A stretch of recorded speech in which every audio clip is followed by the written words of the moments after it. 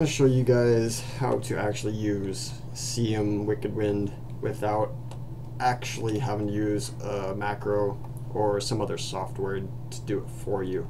It's really not that hard, and it can be just as easy without being a stress on your hands.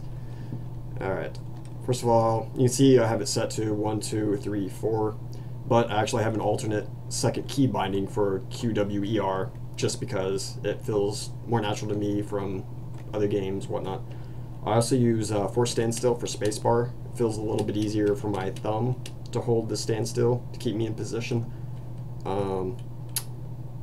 I use my cancel text as my D because it was a spacebar, and since a rebound that I had to set it for something else that I obviously want to use, so I set to D. It feels easier. I can just drop down from my Nova to use it.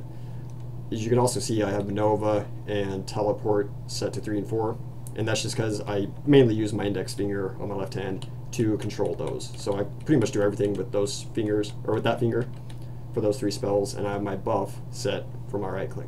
I mean, that's, you don't have to do that, but it just feels more natural to me. Basically, all you want to do is just hold down your left fingers for 1 and 2, or QW if you use it the way I do, and hold those down with holding down your left click. And just tap E as you need to. That way you're going to be able to get your maximum DPS without a script that's trying to do it automatically. Just kind of time your Novas just to get it just right. That way you have more chances to be casting other things for damage than you typically would not be able to do with the macro, because it would be trying to force it every time. As soon as it can, it'll automatically cast your Nova for you, or not your Nova, but your explosion and your armor and your Wicked Winds. I'll go ahead and move the camera down so you can kind of see what's going on. Just see my fingers.